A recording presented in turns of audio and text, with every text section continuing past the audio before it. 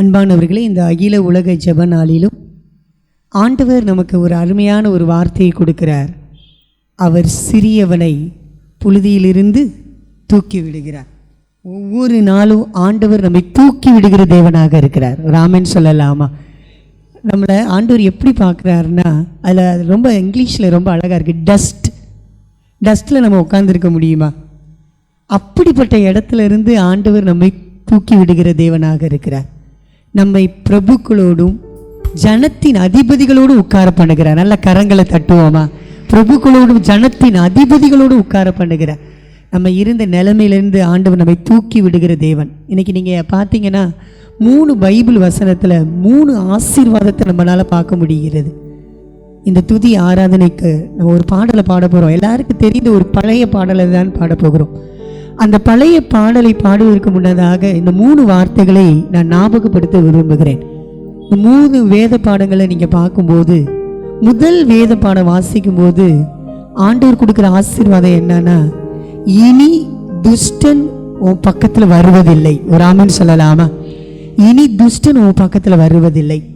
2வது புதிய ஏற்பாட்டில் வாசிக்கும் போது ஆண்டவரை ஏற்றுக்கொண்ட மக்களுக்கு பூரண கிருபை கிடைத்ததாம், பூரண நன்மை கிடைத்தது.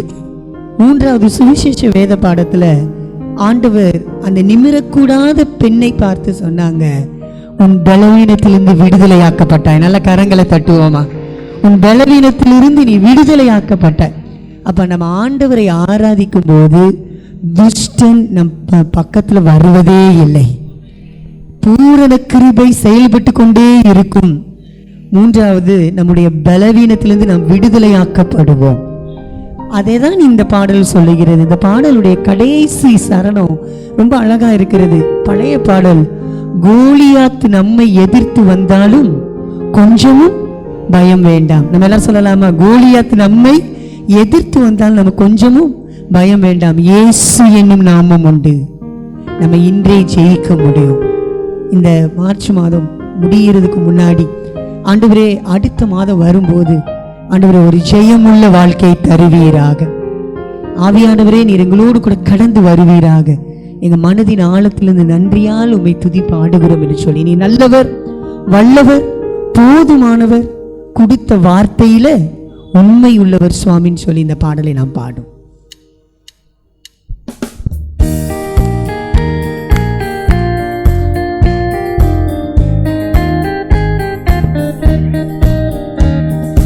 நன்றியால் துதி பாடு, நம் இயேசுவை உள்ளதால் என்றும் பாடு. நன்றியால் துதி பாடு, நம் இயேசுவை உள்ளதால் என்றும் பாடு. வல்லவர், நல்லவர், போதுமானவர், வார்த்தையில் உண்மையுள்ளவர். நல்லவர், வல்லவர், போதுமானவர், வார்த்தையில் உண்மையுள்ளவர். நன்றியால் துதி பாடு, நம் இயேசுவை உள்ளதால் என்றும் பாடு. எரிகோ மதிலும் முன்னே வந்தாலும் இயேசுவின் முன்னே செல்கிறார். கலங்கிடாதே, திகைத்திடாதே, துதியினால் இடிந்து விழும் என்று சொல்லலாம்.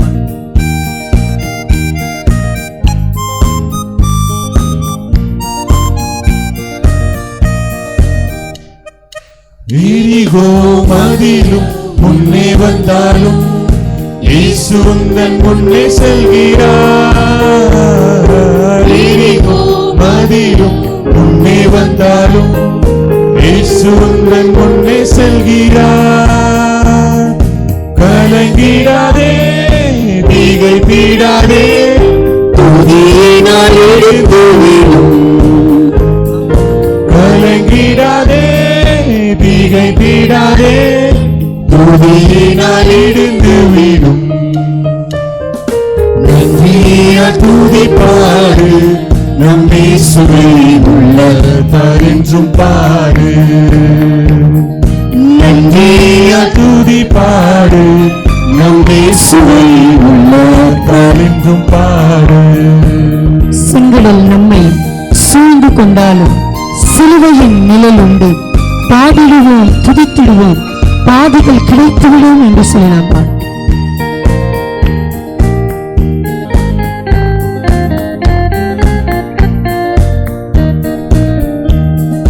செங்கடல் நம்மை சூழ்ந்து கொண்டாலும் சிலுவை நிழலுண்டு. செங்கடல் நம்மை சூழ்ந்து கொண்டாலும் சிலுவை நிழலுண்டு.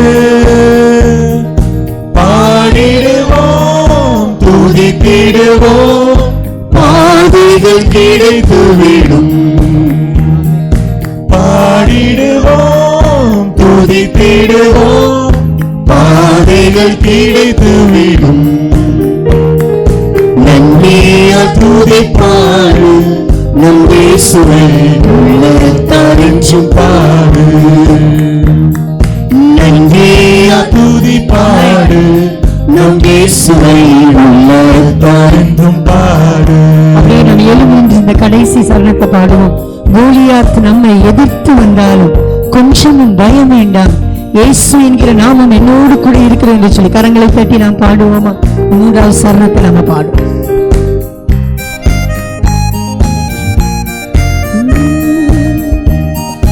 கோலியாத் நம்மை எதிர்த்து வந்தாலும் கொஞ்சமும் பயம் வேண்டாம். கோலியாத் நம்மை எதிர்த்து வந்தாலும் கொஞ்சமும் பயம் வேண்டாம். இயேசு என்னும் நாமம் உண்டு. இயேசு என்னும் ஆமென். நாமம் உண்டு. இன்றே ஜெயித்திடுவோம். இயேசு என்னும் நாமம் உண்டு. இன்றே ஜெயித்திடுவோம்.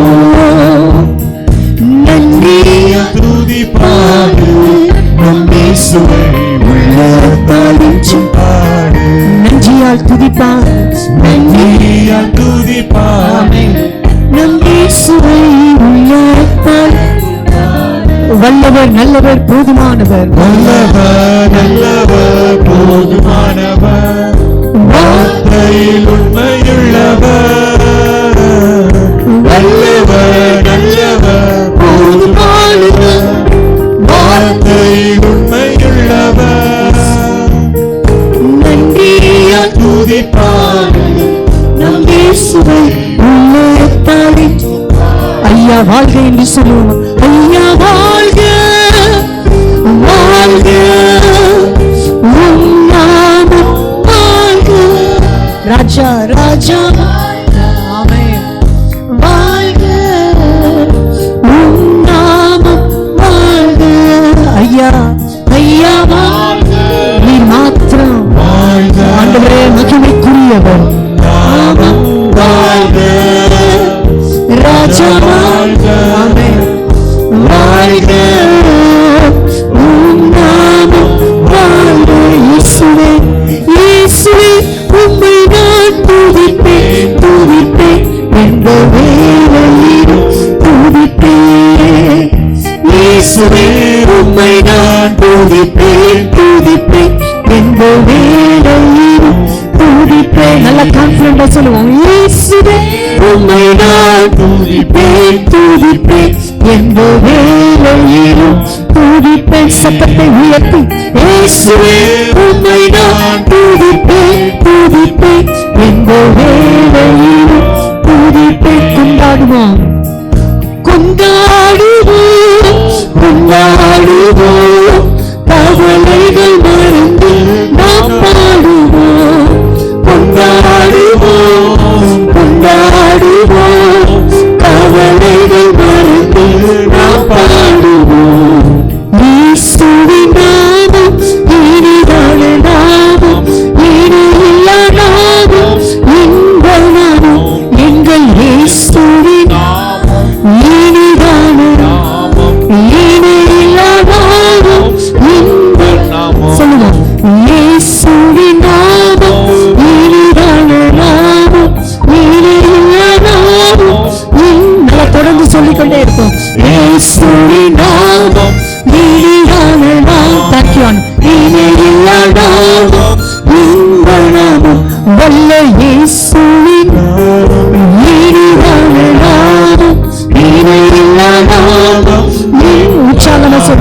வல்லமை உண்டு உண்டு அற்புத வல்லமை இயேசுவே இரத்தத்தால் வல்லமை உண்டு உண்டு அற்புத வல்லமை ஆட்டுக்குட்டியின் இரத்தத்தினால் வல்லமை உண்டு உண்டு அற்புத வல்லமை இயேசுவே இரத்தத்தால் வல்லமை உண்டு உண்டு அற்புத வல்லமை ஆட்டுக்குட்டியின் இரத்தத்தினால் வல்லமை உண்டு உண்டு அற்புத வல்லமை இயேசுவே இரத்தத்தால் வல்லமை உண்டு உண்டு அற்புத வல்லமை ஆட்டுக்குட்டியின் இரத்தத்தினால் இயேசு கிறிஸ்துவின் இரத்தத்தினால் ஆட்டுக்குட்டி இரத்தத்தினால் இயேசு கிறிஸ்து இரத்தத்தினால் நல்ல கரங்களை தட்டுவோமா. ஆட்டுக்குட்டியின் இரத்தத்தினால் ஆண்டவர் நமக்கு ஜெயத்தை கொடுத்திருக்கிறார். அவருடைய இரத்தத்தையே கொடுத்திருக்கிறார்.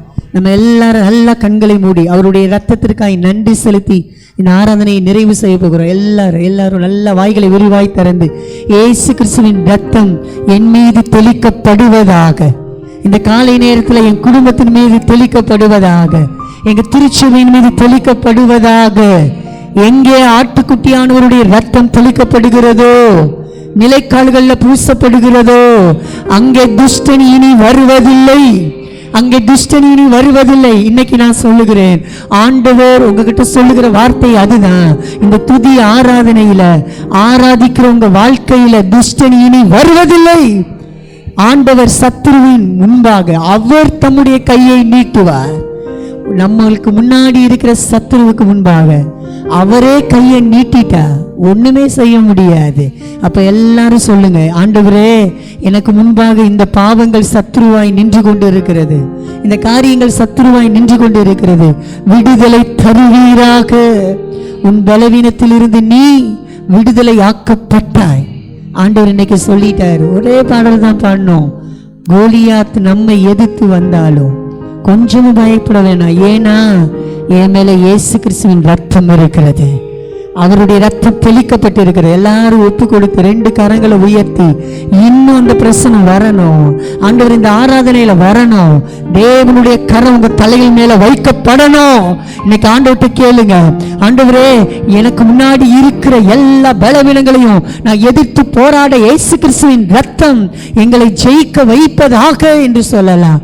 ஆண்டவர் சொல்றாரு, பூரண கிருபை கடந்து வரும். இன்னைக்கு யார் யாரெல்லாம் உண்மையா ஆராதிக்கிறீங்களோ அந்த பூரண கிருபையை வருகிற நாட்கள்ல நீங்க பார்க்க முடியும். இந்த கடைசி நாட்கள், இந்த மாதத்தினுடைய கடைசி நாட்கள்ல துஷ்டனி வருவதில்லை. பூரண கிருபை உங்க வாழ்க்கையில செயல்படும். பூரண கிருபை உங்க பிள்ளைகள் வாழ்க்கையில செயல்படும். 3வது ஆண்டவர் சொல்றாரு, உன் பலவீனத்திலிருந்து நீ விடுதலை ஆக்கப்பட்டாய். இனிமேல் நீங்க தேவனை நல்லா ஆராதிக்க போறீங்க. உங்க வாய் நல்லா துதிக்க போகிறது. உங்க கரங்கள் நன்றாக தட்ட போகிறோம். ஆண்டவரை பார்த்து சொல்லுங்க, நல்ல கரங்களை தட்டி, ஆண்டவரே இன்னைக்கு விடுதலை கொடுப்பதற்காய் நன்றி. நாங்க ஆராதிக்கிற ஆராதனையில தேவ ஆவியானவர் உங்களுடைய வல்லமை எங்களை நிரப்புகிறதற்காய் நன்றி நன்றி நன்றி நன்றி ஆண்டவரே. இன்னைக்கு தேவ வல்லமை கடந்து வருவதாக. வாலிப பிள்ளையே இன்னைக்கு நீங்க கேட்கணும். வாலிப பிள்ளையே, நம்ம குருவானவர் சொல்லுவாங்களே, பைபிள் எவ்வளவு தூரம் முக்கியமோ நீங்க ஆராதிக்கிற ஆராதனை அவ்வளவு தூரம் முக்கியம். இன்னைக்கு ஆண்டவர்கிட்ட கேளுங்க, அபிஷேகம் கடந்து வரட்டும், வல்லமை கடந்து வரட்டும். இன்னைக்கு ஆண்டவர்கிட்ட கேளுங்க, நான் துதிக்க முடியல ஏசப்பா, என்னால ஒரு வார்த்தை கூட சொல்ல முடியல. ஆண்டவர்கிட்ட கேளுங்க. ஆண்டவர் சொல்றாரு, நிம்மற முடியாம இருந்து அந்த கூனியை பார்த்து அவங்களை ஆண்டவர் சொன்னார், உன் விடுதலை ஆக்கப்பட்டாய், உன் பலவீனத்திலிருந்து விடுதலை ஆக்கப்பட்டாய். நன்றி இயேசுவேன்னு சொல்லலாமா? எல்லாரும் சொல்ல, நன்றி இயேசுவே. நல்ல கரங்களை உயர்த்தி, நன்றி இயேசுவே. ஓ thank you. நன்றி இயேசுவே. ஆமென் ஆமென். நன்றி இயேசுவே. ஹalleluya. ஓ thank you ஆண்டவரே. ஹalleluya. Yes Lord. ஹalleluya. விடுதலையாக்கப்பட்டீங்களா? நல்லா சொல்லலாமா? நன்றி இயேசுவே. ஜீசஸ். நன்றி இயேசுவே, நன்றி இயேசுவே, நன்றி இயேசுவே. ஹalleluya, ஹalleluya. Thank you ஆண்டவரே. ஹalleluya, ஹalleluya. நன்றி ஆண்டவரே, உம்மை கொஞ்ச நேரம் துதிக்க ஸ்தோத்திரிக்க தந்த வாய்ப்பிற்காய் நன்றி. இப்பொழுது நாங்கள் விடுதலையாக்கப்பட்டிருக்கிறோம். எங்களை வழி நடத்துவீராக. மீட்பர் இயேசு கிறிஸ்துவின் மூலமாய் ஜெபிக்கிறோம் ஜீவனுள்ள அன்பின் ஆண்டவரே, ஆமென். அமர்ந்து கொண்டு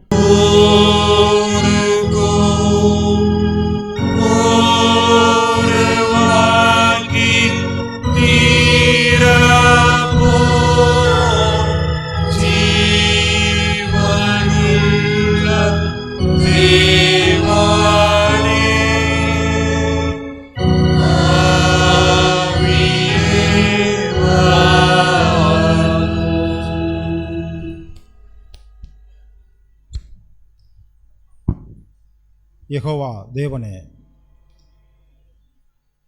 பரிசுத்த ஆவியானவரே, தேவாதி தேவனே, தேவர்களுக்கெல்லாம் தலைவனே, தேவர்களில் உமக்கு ஒப்பானவர் யார்? அண்ட சராசரத்தையும் படைத்து அகிலத்தையும் ஆளுகை செய்யக்கூடிய யெகோவா தேவனே, கர்த்தாதி கர்த்தாவே, உம்முடைய பரிசுத்த ஆவியானவர் வல்லமையாக இறங்கும்படியாக நான் ஜெபிக்கிறேன் ஆண்டவரே. ஆண்டவரே, உம்முடைய கிருபை சகினா மகிமை இந்த இடம் முழுவதும் ஆண்டவரே பரவும்படியாக நான் ஜெபிக்கிறேன். அமர்ந்திருக்கக்கூடிய ஒவ்வொரு ஆத்மாவிலும் ஆண்டவரே உம்முடைய கிருபை கிரியை செய்யும்படியாக நான் ஜெபிக்கிறேன். ஆண்டவரே, பேசும் பொழுது தாசனை நீர் மறைத்து நீர் வெளிப்படும்படியாக நான் ஜெபிக்கிறேன். ஆண்டவரே, எச்சரிக்கையாக இருங்கள் என்று சொல்லக்கூடிய தலைப்பை நீர் கொடுத்து பேச சொன்னதற்காக ஆண்டவரே நன்றி. ஆண்டவரே, ஒரு கிறிஸ்தவன் எப்படி இருக்க வேண்டும்? ஞானஸ்தானம் செய்தால் மட்டும் போதாது, திருவிருந்து எடுத்தால் மட்டும் போதாது, வாழ்க்கையில் வாழ்வதற்கு எப்படி தேவ பயத்தோடு எச்சரிக்கையாக இருக்க வேண்டும் என்று சொல்லக்கூடிய தலைப்பை நீர் கொடுத்தமைக்காக நன்றி. ஆண்டவராகிய இயேசு கிறிஸ்துவின் நாமத்தில் நான் ஜெபிக்கிறேன் பிதாவே, ஆமென்.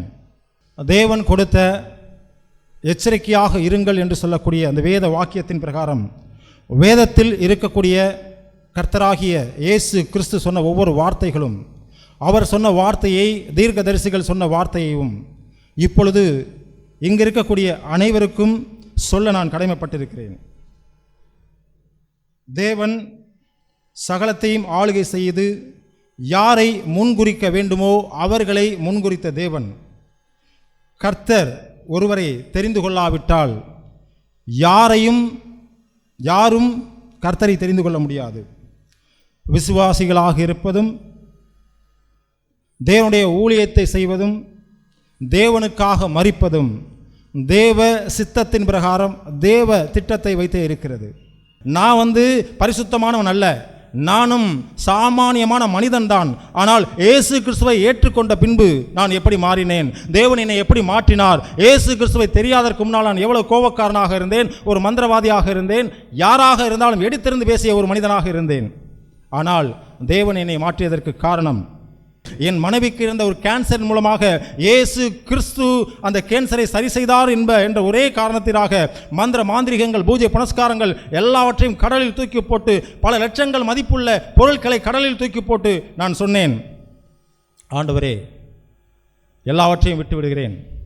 வேதம் படிக்கும் பொழுது கர்த்தருக்கு பிடிக்காத அருவருப்பான விஷயங்களில் ஆண்டவரே விக்கிரக ஆராதனை, கர்த்தருக்கு பிடிக்காத வேசித்தனங்கள், கர்த்தருக்கு பிடிக்காத பொய் நாவுகள், இவை எல்லாவற்றையும் ஆண்டவரே விக்கிரக ஆராதனை செய்வதும் விக்கிரகத்தை வழிபடுவதும் எல்லாவற்றையும் ஒரு பணத்தாக இருந்தாலும் நகையாக இருந்தாலும் வீடாக இருந்தாலும் வாகனமாக இருந்தாலும் அதை நாம் ஆசையோடு செய்யும் பொழுது அதுவும் விக்கிரக ஆராதனை தான்.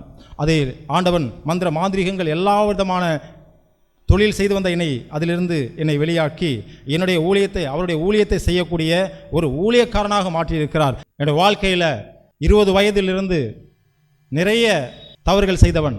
ஆனால் எப்பொழுது இந்த வேதாகமத்தை நான் கையில் தூக்கினேனோ அப்பொழுதே எல்லாவற்றையும் கர்த்தர் எனக்கு விட்டார். ஒன்று பரிசுத்தமாக இருந்தால் இந்த வேதத்தை தொட வேண்டும், இல்லை என்றால் அதற்கு நான் பாத்திரன் இல்லை, அதற்கு நான் தகுதியானவன் இல்லை. ஏன்னா பரிசுத்த ஆவியானவர் பல ஆயிரம் வருடங்களாக இருக்கக்கூடிய தேவதைகள், பல ஆண்டுகளாக வணங்கிய தேவதைகள், இவை எல்லாம் மாயை. இயேசு கிறிஸ்து கர்த்தாதி கர்த்தர் ஒருவரே வானத்தையும் பூமியையும் அண்டா சராசரத்தையும் படைத்த தேவன் என்பதை தெரிந்து கொள்வதற்கு எனக்கு ஒரு சில மாதங்கள் ஆனது. யாரும் என்னை மதம் மாற்றவில்லை, யாரும் என்னை மதம் மாற்ற முடியாது. யாரும் சுவிசேஷம் சொன்னார்களே தவிர நான் மாற வேண்டும் என்றால் கர்த்தர் நினைத்தால் மாத்திரம்தான் ஒருவன் மாற முடியும், சாதாரணமாக மாற முடியாது. கிறிஸ்தவத்தில் இருந்து கொண்டு, கிறிஸ்தவத்தில் வாழ்ந்து கொண்டு, இயேசு கிறிஸ்துவை ஏற்றுக்கொண்டு ஞானஸ்தானம் பெறப்பட்டு ஒரு கிறிஸ்தவ மார்க்கம் இல்லாமல் கிறிஸ்தவ மதத்தில் இருப்பவன் போல் நான் இருக்கக்கூடாது. கிறிஸ்தவ மார்க்கம் என்பது வேறு, கிறிஸ்தவ மதம் என்பது வேறு. கிறிஸ்தவ மதத்தில் உள்ளவனாக நான் இருக்கக்கூடாது, கிறிஸ்தவ மார்க்கத்தில் மாற வேண்டும், தேவனுடைய ஊழியத்தை செய்ய வேண்டும் என்ற ஒவ்வொரு நாளும் ஒவ்வொரு வாஞ்சையோடு தேவன் என்னை மாற்றிக்கொண்டு வருகிறார். இதற்கு முன்னால் நான் எப்படி இருந்தேன் அப்படிங்கிறத விஜயமோகன் ஐயாட்ட நான் சொல்லியிருக்கேன், போதகர் ஐயாட்ட நான் சொல்லியிருக்கேன். அந்த ஃபோட்டோவை ஒரு 2 செகண்ட் போடுவேன், ஏன்னா அந்த ஃபோட்டோலாம் வேண்டாம். ஆனால் இருந்தாலும் என்னுடைய சாட்சியை சொல்ல வேண்டும் என்பதற்காக நான் எப்படி இருந்தவன் என்பதை சொல்ல. ஏன்னா மற்றவங்க சொல்லலாம்ல, யாரோ மதம் மாற்றிட்டாங்க, இவர் சொல்கிறதெல்லாம் பொய், இவர் அப்படி இருந்தார் இப்படி இருந்தார்னு சொல்கிறாங்க, அதெல்லாம் பொய்ன்னு சொல்கிறாங்க இல்லையா. ஏன் எனக்கு கமாண்டில் வரும் யூடியூப்பை பார்த்துட்டு. ஆனால் அந்த யூடியூப்பில் என்னுடைய சாட்சியோட அந்த ஃபோட்டோ போடுவாங்க. அந்த ஃபோட்டோ இப்போ நான் ஐயாட்ட கொடுத்துருக்கிறேன், அவங்க ஒரு செகண்ட் போடுவாங்க நான் எப்படி இருந்தேன். இப்போ தேவன் என்னை எப்படி மாற்றிருக்கிறாரு. எத்தனையோ நபர்கள் சுவிசேஷம் சொன்னாங்க, ஆவிக்குரிய வளர்ச்சியில் என்னை எத்தனையோ பேர்கள் இப்படி தான் வேதம் வாசிக்க வேண்டும், இப்படி தான் வேதத்தை கற்றுக்கொள்ள வேண்டும், இப்படி தான் வேதத்தை தியானம் செய்ய வேண்டும் என்று பல இடங்களுக்கு என்னை அழைத்து சென்றார்கள். அவர்களுடைய பணத்தை செலவு செய்து எனக்கு கற்றுக் கொடுத்தார்கள். என்னுடைய சாட்சியை, என்னுடைய அதாவது 30 வருஷம் 40 வருஷத்துக்கு முன்னால் இல்லை, இப்போ 7 வருஷம் தான் ஆகுது நான் ரசிக்கப்பட்டு. இந்த ஜூன் மாதம் வந்தால் தான் 7 வருஷம் ஆகுது.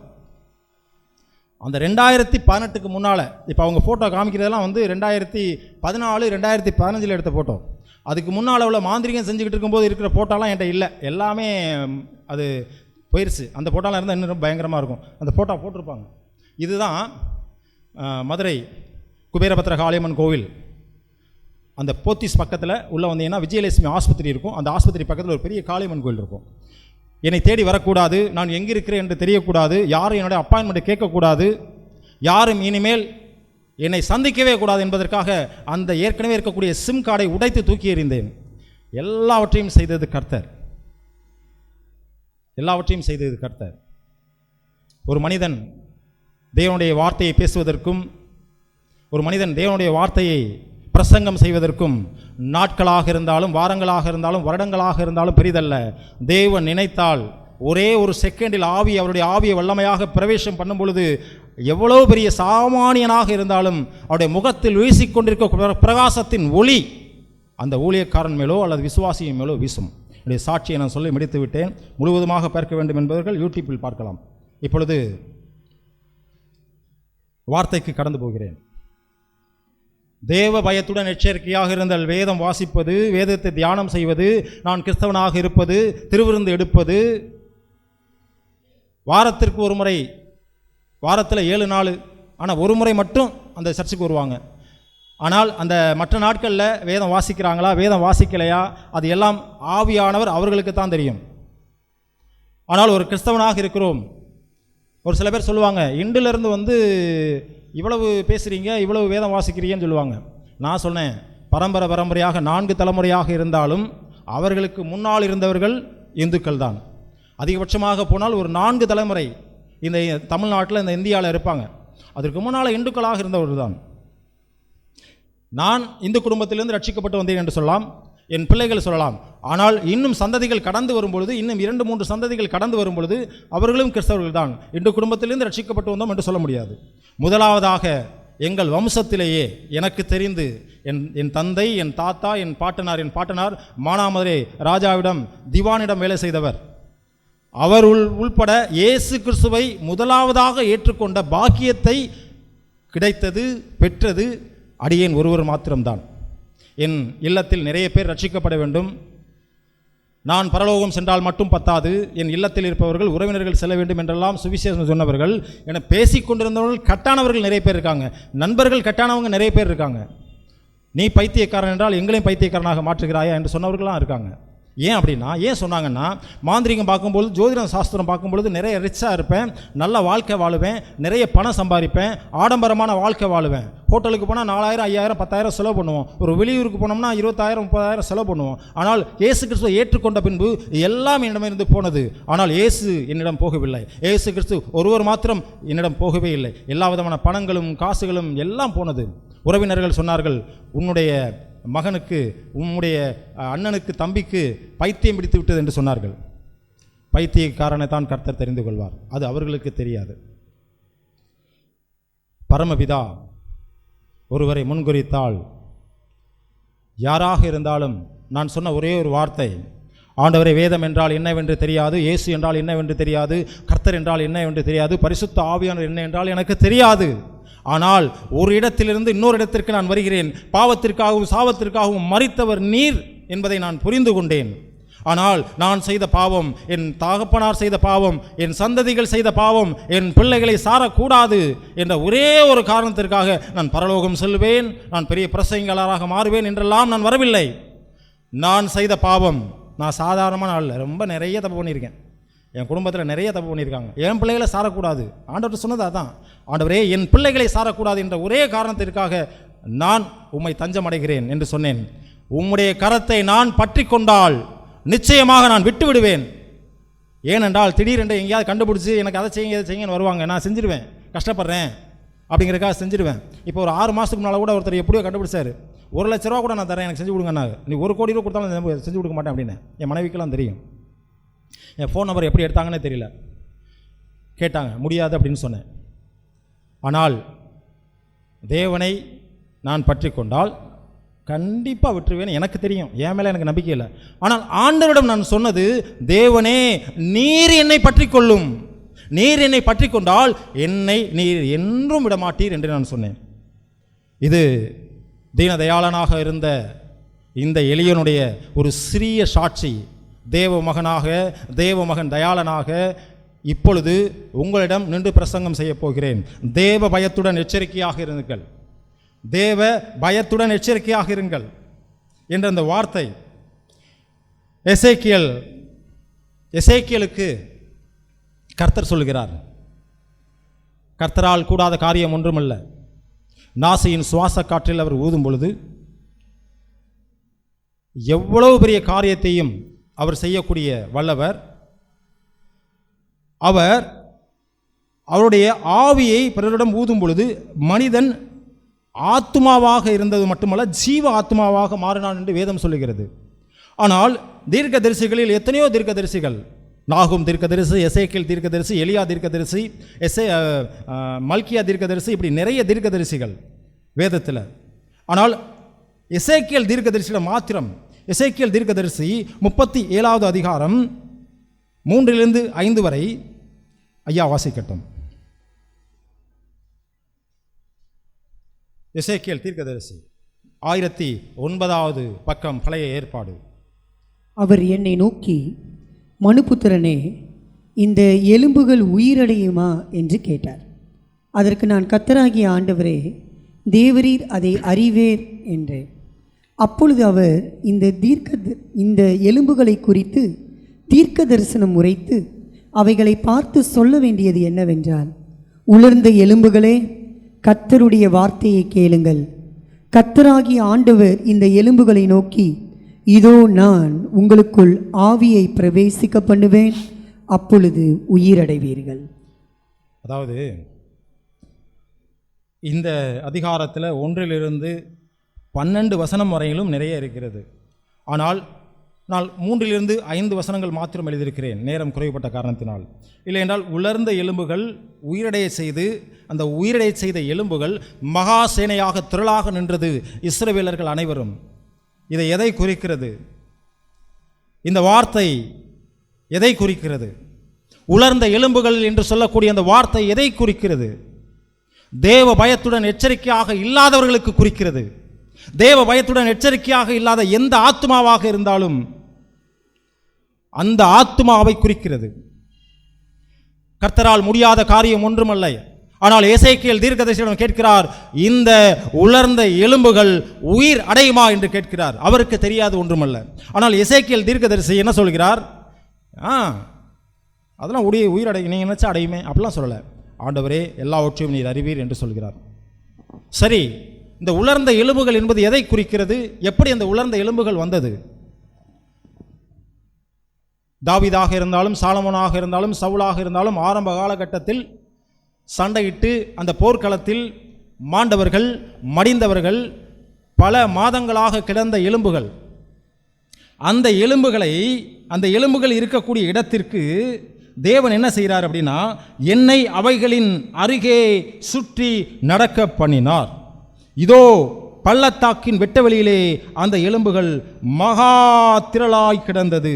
அவைகள் மிகவும் உலர்ந்ததுமாயிருந்தது. உலர்ந்தது.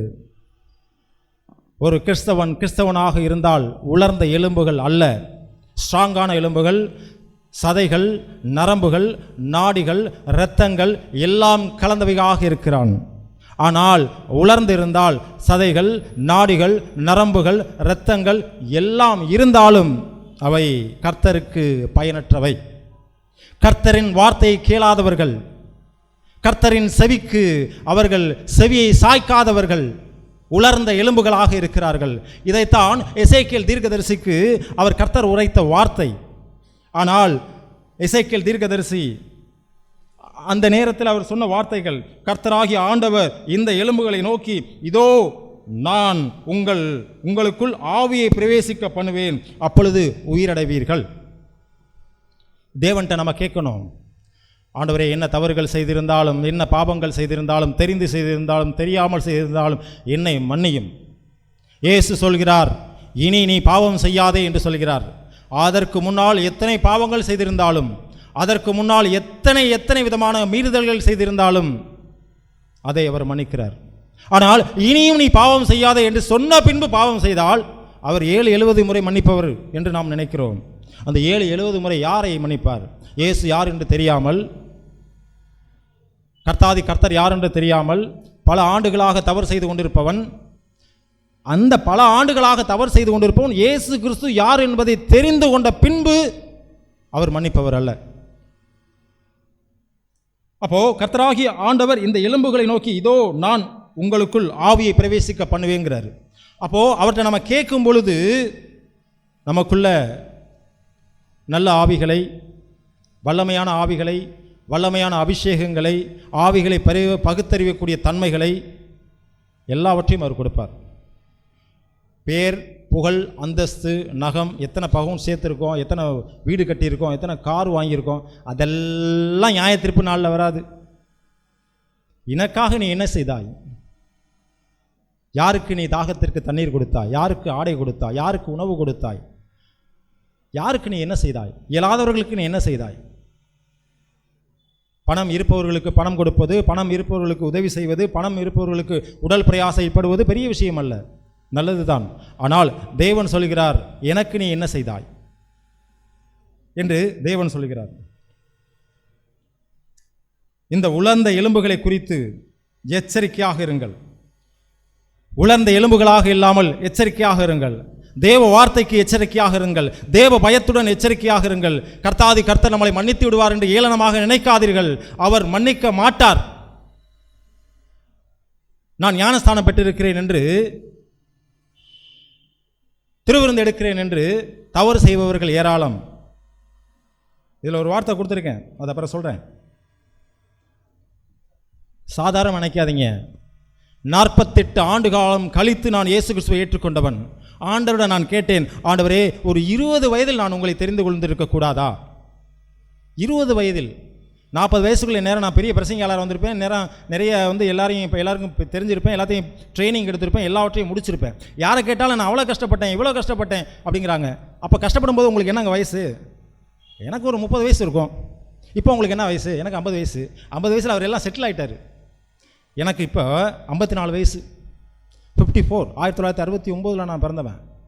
இப்போ தான் எல்கேஜி முடிச்சு, யூகேஜி முடிச்சு, ப்ரீகேஜி முடிச்சு, 1வது முடிச்சு, 2வது முடிச்சு, 3வது முடிச்சு, இப்போ தான் 7வது படிச்சுக்கிட்டு இருக்கேன் நான். 7 வயது எனக்கு கிறிஸ்தவத்தில் எனக்கு 7 வயது ஆகிறது. கிறிஸ்தவத்தில் எனக்கு 30 வயசு 40 வயசு இல்லை, 40 வயசு. கிறிஸ்தவத்தில் 40 வயசாக இருந்தால் இந்நேரம் தேவன் என்னை எல்லா இடத்துலையும் பயன்படுத்தியிருப்பார். அவர் சொன்னார், நான் உன்னை எப்போவோ தெரிஞ்சுக்கிட்டேன்ப்பா. எத்தனையோ பேர் சுவிசேஷம் சொன்னாங்க, நீ இந்த காதில் வாங்கி அந்த காதில் விட்ட. சரிடா, உன்னை எப்படா பிடிக்கலான்னு பார்த்தா உன் பொண்டாட்டி மூலமாக உன்னை பிடிச்சேன். ஏன்னா உன் பொண்டாட்டிக்கு கேன்சர் இருந்தால் நான் சரி பண்ணேன். அதுவும் இல்லைன்னா நீ என்னை ஏற்றுக்கிற மாட்டேன். நீ உனக்கு கேன்சர் வந்திருந்தாலோ, உன் பிள்ளைகளுக்கு கேன்சர் வந்திருந்தாலோ, உன் தாய் தகப்பனுக்கு கேன்சர் வந்திருந்தாலோ நீ ஏற்றுக்கிறியா? உன் மனைவிக்கு இருந்த நோய், பிசாசின் மூலமாக வந்த நோய், அந்த நோயை நான் சுகப்படுத்தினேன். அதன் பின்புதானே நீ என்னை ஏற்றுக்கொண்டாய். தாவீது, சங்கீதக்காரன் தாவீதை சொல்கிறார், என் இருதயத்துக்கு ஏற்றவன் என்று. தாவீது மன்னிப்பு கேட்டார், தேவன் மன்னித்தார். பேதுரு மன்னிப்பு கேட்டார், தேவன் மன்னித்தார். கேயாசி மன்னிப்பு கேட்கவில்லை, அவன் குஷ்டரோகம் பிடித்தவனாக இருந்தான். இயேசு கிறிஸ்துவை காட்டி கொடுத்த யூதாஸ் காரியத்தை மன்னிப்பு கேட்டிருந்தால் நிச்சயமாக இயேசு கிறிஸ்துவனை மன்னித்திருப்பார், நரகத்திற்கு சென்றிருக்க மாட்டான். ஆனால் அவன் விசனமடைந்து தூக்கிட்டு தற்கொலை செய்து கொண்டான். ஆனால் அவன் மன்னிப்பு கேட்டிருந்தால் அவன் தப்பி இருப்பான். வேதம் இப்படியாக சொல்லுகிறது. யாத்ராகமம் 10வது அதிகாரம் 21வது வசனத்தில், யாத்ராகமம் 10:21, வாழ்க்கையில் இருளில் நாமே தேடிச் செல்லக்கூடாது. அப்பொழுது கர்த்தர் மோசேயை நோக்கி, தடவி கொண்டிருக்கத்தக்கதான இருள் எகிப்து தேசத்தின் மேல் உண்டாகும்படி உன் கையை வானத்திற்கு நேராக நீட்டு என்றார். அதாவது வசனங்கள் நிறைய இருக்குது, கம்மியான நேரம்தான், நீங்கள் எழுதிக்கலாம். சங்கீதம் 138 6வது அதிகாரம், 1 யோவான் 4:1, யாத்ராகமம் 10:21, ஏசாயா 52:11, லேவியராகமம் 26:25, வெளிப்படுத்தின விசேஷம் 15:2, வெளிப்படுத்தின விசேஷம் 3:13, 16, 19, வெளிப்படுத்தின விசேஷம் 20:10, சங்கீதம் 9:17, மத்தேயு 8:12. இந்த விஷயங்கள் எல்லாம் தேவனுடைய வார்த்தைக்கு எச்சரிக்கை கொடுக்கிறது. எச்சரிக்கையாக இல்லை என்றால் நம் ஆத்துமா ஐயோ. நமக்கு பக்கத்தில் நிற்பான், நம்ம வெள்ளாட்டு பக்கத்தில் நிற்போம், அவன் செம்பரி ஆட்டு பக்கத்தில் நிற்பான். இவனுக்கு இயேசு கிறிஸ்துவே நம்ம பூலோகத்தில் இருக்கல, இயேசு கிறிஸ்துவே அவனுக்கு தெரியாது. இவன் மட்டும் எப்படி அங்கே செம்பரி ஆட்டு பக்கத்தில் நிற்கிறான், நம்ம வெள்ளாட்டு பக்கத்தில் நிற்கிறோமே. திருவிருந்து எடுக்கிறோம், ஆராதனை எடுக்கிறோம், அபிஷேகம் பெற்றிருக்கோம், அந்நிய பாஷை பேசுகிறோம், வாரம் அங்கே போகிறோம் இங்கே போகிறோம், நிறைய நபர்களுக்கு உதவி செய்கிறோம், தான தர்மங்கள் பண்ணுறோம். நம்ம செம்பரி ஆட்டு பக்கத்தில் நிற்காமல் வெள்ளாட்டு பக்கத்தில் நிற்கிறோமே. அப்படி ஏளனமாக அழுவான். எப்படி என்று கேட்டால், இயேசு கிறிஸ்துவை பற்றி எனக்கு ஒருவர் சுவிசேஷம் சொன்னார். நான் மரிப்பதற்கு 4 நாட்கள் இருக்கும் பொழுது இயேசு கிறிஸ்துவை ஏற்றுக்கொண்டு நான் மரித்தவன். இயேசுவே நீதான் மெய்யான தேவன் என்று அந்த 4 நாட்கள் நான் அவரையே நோக்கி அவரையிடம் விண்ணப்பம் செய்ததினால் என்று நான் இருக்கிறேன். நல்லா கவனமாக கேட்டுக்கங்க இந்த வார்த்தை. யாத்ராகமம் 10:21,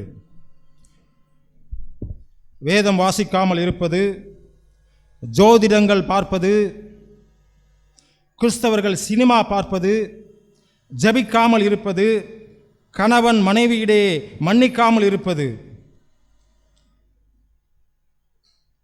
தேவன் எல்லாவற்றையும் மன்னிப்பார், ஆனால் அவருக்கு அருவருப்பான விஷயத்தை மன்னிக்கவே மாட்டார். எவ்வளோ அழகாக ஸ்ப்ரே செய்து அதாவது மஸ்லின் விட்டு போட்டு 1 மேன் ஷோ சென்ட் அடித்து அப்படியே வாசமாக வந்திருந்தாலும், நம்ம பரிசுத்தமாக சரீரம் இல்லைனாலும் இருதயம் இல்லைனாலும் தேவன் ஏற்றுக்கொள்ள மாட்டார். அடுத்த வசனத்திற்கு கடக்குவோம். ஏசாயா 52:11, ஏசாயா 52:11,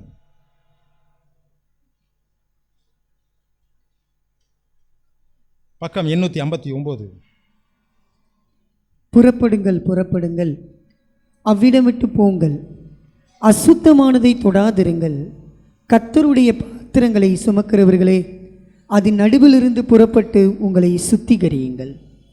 அசுத்தமானது தப்பாக நினச்சிக்காதீங்க. நான் இந்த சபையில் இருக்கிறவங்கிறனால கொஞ்சம் நான் அடக்கி தான் வாசிக்கிறேன்.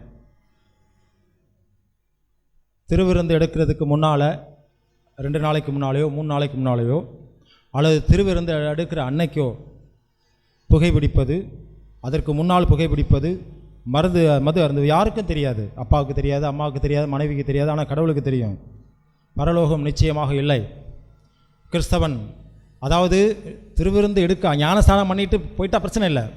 ஆனால் புல்பீட்டில் நின்று அந்த இடத்துல மது அருந்துபவர்கள், புகைப்பிடிப்பவர்கள் திருவிருந்து எடுத்தால் மோசமான விளைவுகளை கொண்டு வருவார்கள். என்ன செய்யும் அப்படின்னா, எனக்கு ஒரு போதகர் சொன்னார், அவருக்கு 80 வயசு 85 வயசு இருக்கும். என்ன செய்யும், நரகத்துக்கு போயிடுவாங்களா அப்படின்னு கேட்டேன். நரகத்துக்கு போவாங்க, கண்டிப்பாக நரகத்துக்கு போவாங்க, அதில் எந்த மாற்றமும் இல்லை. ஆனால் இந்த பூமியில் இருக்கும் பொழுது என்னென்ன பிரச்சனைகளை சந்திக்கணுமோ அவர் பிசாசுகிட்ட ஒப்பு கொடுத்துட்டு விலகிடுவார். அவர் கூட இருக்கவே மாட்டார். இயேசுவே இயேசுவே இயேசுவேனாலும் இருக்க மாட்டார். அவர் போனது இவனுக்கு தெரியாது. ஆனால் பிசாசானவன் என்ன செய்யணும், கல்லீரலில், கணையில், ஹார்ட்டில், கிட்னியில் என்னென்ன வேலை செய்யணுமோ செய்வான்.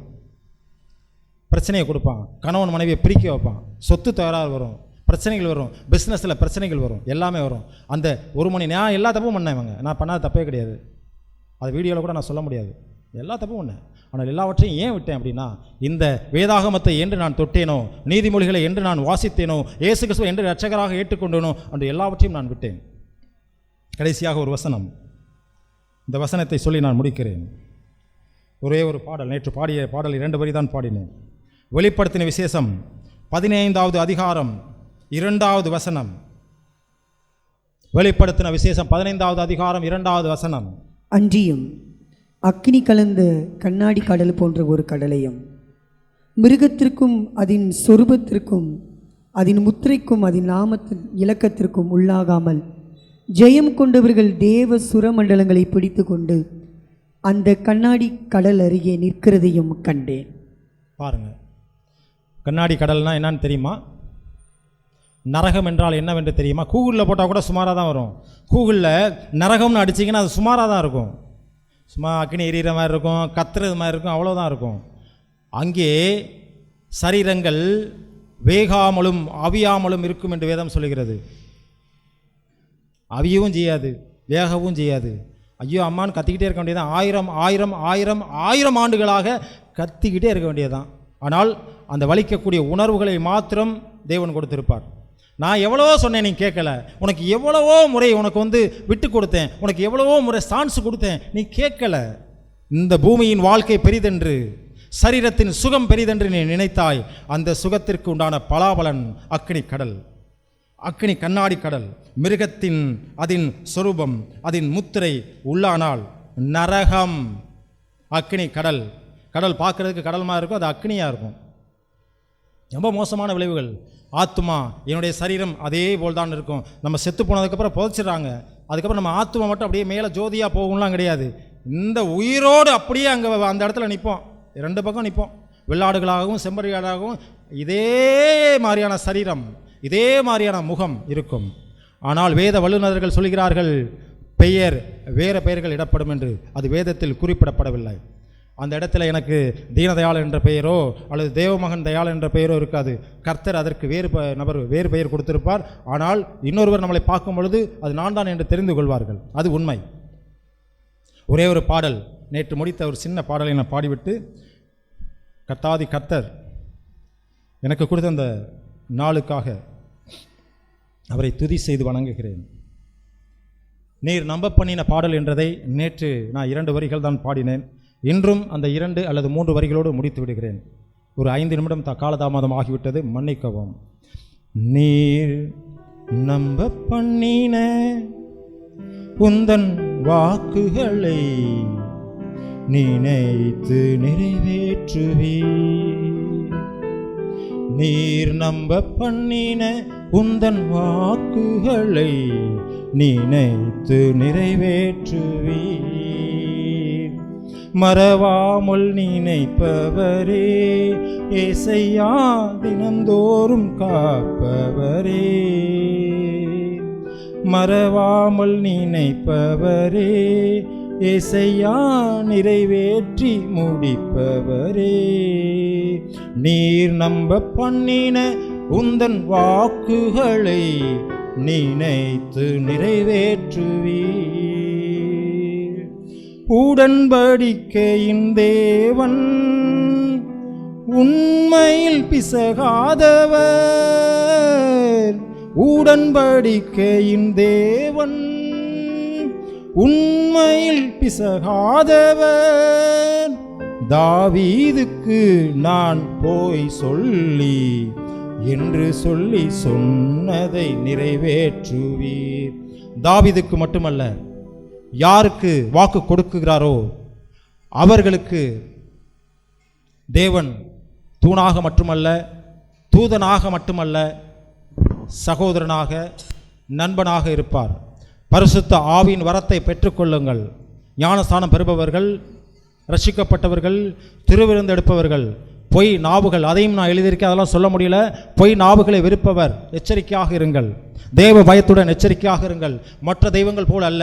அண்ட சராசரத்தையும் அகிலத்தையும் படைத்த தேவன் இருதயத்தில் என்ன நினைக்கிறோமோ அதை 1000 ஆண்டுகளுக்கு முன்னே தெரிந்து கொண்ட தேவன். இப்பொழுது நான் நினைக்கக்கூடிய நினைவுகளை 1000 ஆண்டுகளுக்கு முன் தெரிந்து கொண்ட தேவன் என்று வேத வல்லுநர்கள் சொல்கிறார்கள். அதனால் தேவ பயத்தோடு எச்சரிக்கையாக இருங்கள். நன்றாக வேதம் வாசிங்கள், வேதத்தை தியானம் செய்யுங்கள். உங்களால் முடிந்த உதவிகளை இல்லாத ஏழை எளியவர்களுக்கு கொடுங்க. இவங்க அந்த ஜாதி, இவங்க இந்த ஜாதி, இவங்க வந்து பட்டை போட்டிருக்காங்க, இவங்க நாமம் போட்டிருக்காங்க, இவங்க அவிசுவாசிலாம் நினைக்காதீங்க. அவங்களுக்கு உதவி செய்யணும்னு நினச்சால் கர்த்தர் செய்வார். நீங்கள் செய்யலைன்னா கர்த்தர் செய்வார். அதனால் தேவ பயத்தோடு எச்சரிக்கையாக இருங்கள். இயேசு கிறிஸ்துவின் நாமத்தில் பிதாவே, ஆமென். மகா இரக்கமும் கிருபை நிறைந்த எங்கள் அன்பு தகப்பனே, ஆண்டவரே, இந்த தபசு காலங்களுக்காக நாங்கள் நன்றியோடு உம்மை துதிக்கிறோம், உம்மை ஸ்தோத்திரிக்கிறோம். ஏன் கர்த்தர் எங்களுக்கு இந்த தபசு காலத்தை கொடுத்திருக்கிறார் என்று சொன்னால், தேவனால் அழைக்கப்பட்டவர்கள் ஒரு நாளும் கெட்டு போகக்கூடாது. தேவனால் தெரிந்து கொள்ளப்பட்டவர்கள் தேவன் அவர்களுக்கென ஆயத்தப்படுத்தி வைத்திருக்கிற மேன்மையானவைகளை பெற்றுக்கொள்ள வேண்டும் என்று சொல்லி ஆண்டவர் இவைகளை தேவன் நமக்கு கிருபையாய் கட்டளையிட்டிருக்கிறார். எனவே ஆண்டவரே, இந்த தபசு காலங்களிலே எங்களை நாங்கள் ஆராய்ந்து பார்த்து சோதித்து அறிந்து தேவனுக்கு வேதனை உண்டாக்குகிற வழிகள் என்னிடத்தில் உண்டோ என்று பார்த்து ஆண்டவரே நாங்கள் சீர்திருத்திக் கொள்ள எங்களுக்கு கிருபை தருவீராக. ஆண்டவரே, நீர் எதற்காக எங்களை அழைத்திருக்கிறீர்? தேவனோடு தேவன் எங்களுக்கு ஆயத்தப்படுத்தி வைத்திருக்கிற பரலோக ராஜ்யத்தை தவிர ஆண்டவரே, எரிகிற அக்கினி கடல், அது பிசாசுகளுக்கும் அவன் தூதர்களுக்கும் ஆயத்தமாக்கப்பட்டது. அதில் நாங்கள் பங்கடையக்கூடாது என்பதற்காக ஆண்டவரே, உம்முடைய குமாரனை நீ தந்தீர். அவருடைய இரத்தத்தால் நாங்கள் கழுவப்பட்டிருக்கிறோம். அவருடைய உயிர்த்தெழுதலின் மேன்மையினால் நாங்கள் விசுவாசிகளாக மாறியிருக்கிறோம். அப்பா, உம்முடைய வல்ல கரத்திற்குள் ஒப்படைக்கிறோம் சுவாமி. இந்த தபசு காலங்கள் ஒரு சடங்காச்சாரத்தின் காலங்களாய் இருந்து விடாதபடிக்கு எங்களை நாங்களே சீர்தூக்கி பார்த்து ஆண்டவரே, நாங்கள் திருத்த வேண்டியதைகளை திருத்தி கர்த்தருக்கு சாட்சியாய் வாழ கிருபை தருவீராக. உன் அந்தரங்கத்தை பார்க்கிற பரமபிதா உனக்கு வெளியரங்கமாய் பதில் தருவார் என்று சொல்லி இந்த ஆண்டிலே நாங்கள் ஆரம்பத்தில் சுவாமி நாங்கள் உம்முடைய வார்த்தைகளுக்கு நாங்கள் செவி கொடுத்தோம். தொடர்ந்து உமக்காய் ஓடி உழைக்க கிருபை தாரும். ஆண்டவரே, இந்த 3 நாட்களும் தேவனுடைய வார்த்தையை எங்களோடு பகிர்ந்து கொண்டு எங்கள் சபையிலே ஆண்டவரே அங்கமாயிருக்கிற அடியாருக்காய் நன்றி செலுத்துகிறோம். கர்த்ததாமே அவர்களையும் அவருடைய குடும்பத்தையும் ஆசீர்வதித்து இனி வருகிற நாட்களில் அவருடைய ஊழியங்கள் மூலமாக அநேகர் ஆண்டவரை அறிந்து கொள்ள நீர் கிருபை தரும்படியாய் ஜெபிக்கிறோம். ஆண்டவரே, 3 மாதங்களை நாங்கள் கழிக்க கிருபை செய்திருக்கிறீர். ஆண்டவரே, புதிய மாதத்தின் அதிகாலை வேளையில் நாங்கள் காலெடுத்து வைக்கும் பொழுது இந்த புதிய மாதம் எங்களுக்கு ஆசீர்வாதமாக இருக்க கிருபை தருவீராக. தேர்வுகளை எழுதி முடித்த பிள்ளைகளுக்காக நாங்கள் நன்றி செலுத்துகிறோம். தேர்வுகளை எழுதி கொண்டிருக்கிற பிள்ளைகளுக்காக பாதத்தில் வருகிறோம். இனி தேர்வுக்காய் ஆயத்தப்பட போகிற பிள்ளைகளுக்காய் ஜெபிக்கிறோம் சுவாமி. குறிப்பாய் உயர் படிப்பு படிப்பதற்காக நீட் தேர்வுக்காய் தங்களுக்கு இணைத்து கொண்டு அதற்காய் ஆயத்தப்படுகிற ஒவ்வொரு பிள்ளைகளையும் உடைய கரத்தில் ஒப்படைக்கிறோம். கர்த்தர் ஏற்ற காலத்திலே மேன்மையானவைகளை தந்து ஆசீர்வதிப்பீராக. கண்ணீரோடும் வியாதியோடும் பலவீனத்தோடும் துக்கத்தோடும் யாரேனும் இந்த ஆலயத்தில் பங்கேற்று ஆண்டவரே உம்மை நோக்கி பார்த்து கொண்டிருப்பார்கள் என்றால் தேவ சமாதான பிள்ளைகளை தாங்கும்படியாய் நாங்கள் ஜெபிக்கிறோம். வாழ்விலே ஆண்டவரே தோல்விகளை சந்தித்து வெறுமைகளை சந்தித்து ஆண்டவரே நம்பிக்கை இழந்து போய் இருக்கிற பிள்ளைகள் யாரேனும் இருப்பார்கள் என்றால் இந்த நாளிலே சுவாமி உலர்ந்த எலும்புகளை மகாசேனையாய் நிறுத்தின ஆண்டவர் தாமே உலர்ந்து போன அவருடைய இருதயத்தை பலப்படுத்தி அவர்கள் கால் ஒன்றி எழும்பி நின்று கர்த்தருக்கு சாட்சியாய் வாழ கிருபை தருவீராக. ஆண்டவரே, இந்த நாளிலும் சுவாமி ஆண்டவரே, குக்தீவு மக்களை நாங்கள் நினைவு கூர்ந்து பார்க்கிறோம். அந்த மக்களுக்காக அகில உலக ஜெபத்தால் நாங்கள் ஏறெடுத்த ஜெபங்களும் வேண்டுதலும் உடைய சமூகத்திலே பிரீதியாக இருக்க கிருபை தருவீராக. இந்த சிறப்பு ஆராதனையை பொறுப்பேற்று நடத்தின எங்கள் பெண்கள் ஐக்கிய சங்கத்தினருக்காக ஆண்டவரே, கர்த்தர் எங்களுக்கு கொடுத்திருக்கிற வாய்ப்பிலே நாங்கள் ஆண்டவரை மகிமைப்படுத்த வேண்டும் என்று சொல்லி அவர் எடுத்துக்கொண்ட எல்லா பிரயத்தனங்களையும் ஆசீர்வதித்தவரே மை ஸ்தோத்திரிக்கிறோம் அப்பா. தொடர்ந்து நாங்கள் இன்னும் அநேகருக்கு சாட்சியாய் வாழ கிருபை தாரும் ஆண்டவரே. இந்த ஆலயம் அநேக புதிய ஆத்துமாக்களுக்கு ஒரு பெரிய உறைவிடமாய் காணப்பட கிருபை தாரும் ஆண்டவரே. சந்ததி சந்ததியாய் இந்த ஆலயத்தை நேசிக்கிற பிள்ளைகளுக்கு ஒரு வாழ்வாதாரமாக இருக்க கிருபை தருவீராக. தொடர்ந்து புதிய வாரத்திற்குள் எங்களை வழிநடத்தும், எங்களை கரம் பிடித்து ஆசீர்வதியும். இயேசுவின் நாமத்தில் தாழ்மையோடு கேட்கிறோம் ஜீவனுள்ள பரம பிதாவே, ஆமேன். தேவனுடைய இரக்கத்திற்கும் கிருபைக்கும் பராமரிப்புக்கும் நம்ம அர்ப்பணிப்போம். நம்முடைய கர்த்தராயிருக்கிற இயேசு கிறிஸ்துவின் கிருபையும் பிதாவாயிருக்கிற தேவனுடைய அன்பும் பரிசுத்த ஆவியானுடைய அன்னிணைக்கமும் பாதுகாப்பும் பராமரிப்பும் வழிநடத்தலும் உங்கள் அனைவரோடு கூட இன்றும் இன்றும் சதா காலங்களிலும் நிலைத்திருப்பதாக.